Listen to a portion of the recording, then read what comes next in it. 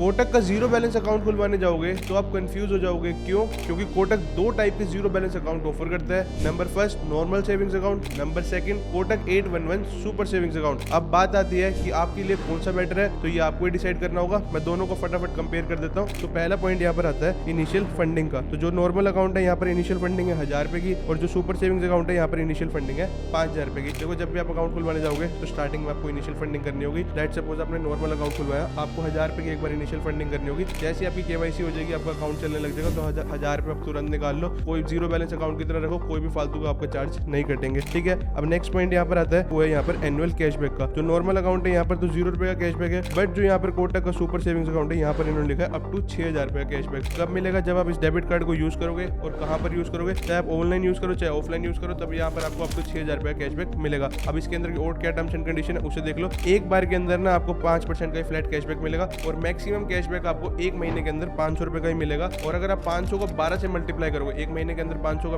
Maximum cashback है, 500 को 12 से करोगे तो यहाँ पर आपकी अमाउंट आएगी 6000 रुपए। तभी इन्होंने लिखा है यहाँ पर आपको अप टू 6000 रुपए का कैशबैक मिलेगा। अब उसके बाद नेक्स्ट पॉइंट हमारे यहाँ पर आता है डिजिटल फंड ट्रांसफर का। तो यहाँ पर ये भी फ्री है और ये भी फ्री है, दोनों ही फ्री है। ठीक है, उसके बाद यहाँ पर आता है next point virtual debit card का। तो वर्चुअल डेबिट कार्ड आपको यहाँ पर कोटक के नॉर्मल अकाउंट में मिलता है और सुपर सेविंग्स अकाउंट में मिलता है। उसके बाद नेक्स्ट पॉइंट यहाँ पर आता है फिजिकल डेबिट कार्ड का। देखो अगर आप कोटक का नॉर्मल सेविंग्स अकाउंट खुलवाओगे और आप चाहते हो कि आपको घर पर फिजिकल कार्ड चाहिए, तो यहाँ पर फिजिकल कार्ड की जो फीस है वो यहाँ पर 299 की है। इसके अलावा हम यहाँ पर सुपर की बात करें तो सुपर के अंदर आपको जो डेबिट कार्ड मिलता है उसके यहाँ पर कोई भी चार्ज नहीं लिए जाएंगे। उसके बाद नेक्स्ट पॉइंट यहाँ पर आता है एनुअल प्रोग्राम फीस का। जो कोटक का नॉर्मल सेविंग्स अकाउंट है उसकी सालाना फीस 0 है, वहीं कोटक का जो 811 सुपर अकाउंट है उसकी यहाँ पर साल की फीस 300 रुपए है। अब नेक्स्ट पॉइंट यहाँ पर आता है डेली एटीएम कैश विड्रॉल का। मतलब एटीएम से जब आप पैसे निकलवाते हो तो यहाँ पर नॉर्मल सेविंग्स अकाउंट के अंदर उसकी लिमिट 25,000 रुपए एक दिन की, और सुपर सेविंग्स अकाउंट के अंदर 1 लाख रुपए। अब नेक्स्ट पॉइंट यहाँ पर आता है कैश ट्रांजेक्शन लिमिट का। अब इसका क्या मतलब हुआ? जब भी आप बैंक में जाके पैसे डिपॉजिट करोगे या विड्रॉ करोगे उसकी लिमिट की बात की हुई है। तो यहाँ पर लिखा हुआ है 10,000 और एक ट्रांजेक्शन पर मंथ, और सुपर के अंदर लिखा हुआ है 2 लाख और 4 ट्रांजेक्शन पर मंथ। तो देखो अगर आप 10,000 रुपए डिपॉजिट या विड्रॉ करने जाते हो बैंक पर तो यहाँ पर फ्री है। उसके बाद अगर इससे ज्यादा करते हो तो आपके चार्जेस कटेंगे। वहीं कोटक 811 सुपर अकाउंट के अंदर इसकी लिमिट 2 लाख रुपए है। उसके अलावा यहाँ पर अगर चेकबुक की बात करें तो यहाँ पर अगर नॉर्मल अकाउंट के अंदर आपको चेकबुक मंगवानी पड़ेगी जिसके चार्जेस 75 रुपए हैं, और वहीं आपको कोटक 811 सुपर अकाउंट के अंदर ये चेकबुक फ्री मिलेगी। अब एक मेन पॉइंट यहाँ पर ये आता है कि अगर आप कोटक का नॉर्मल अकाउंट खुलवाते हो तो उसको बाद में आप कोटक के सुपर अकाउंट में भी कन्वर्ट कर सकते हो। बाकी मेरी रिकमेंडेशन यही रहेगी कि कोटक का नॉर्मल अकाउंट खुलवाना, और उसमें भी डेबिट कार्ड मत लेना क्योंकि यहाँ पर उसके 299 की फीस है। वर्चुअल डेबिट कार्ड का आपको ऑप्शन मिल जाएगा तो उसको यूज कर लेना। बाकी इन केस आपको फ्यूचर में लगे कि आपको कैशबैक वगैरह चाहिए तो यहाँ पर इसके अंदर स्विच कर लेना। बट स्टार्टिंग में एक बार इनिशियल फंडिंग भी देखो नॉर्मल अकाउंट के अंदर 1000 रुपए की है, उसके अंदर 5000 रुपए की है। बाकी कोटक का जीरो बैलेंस अकाउंट खुलवाने के लिए नीचे वीडियो पर क्लिक करें और पूरा का पूरा प्रोसेस डिटेल में देखें।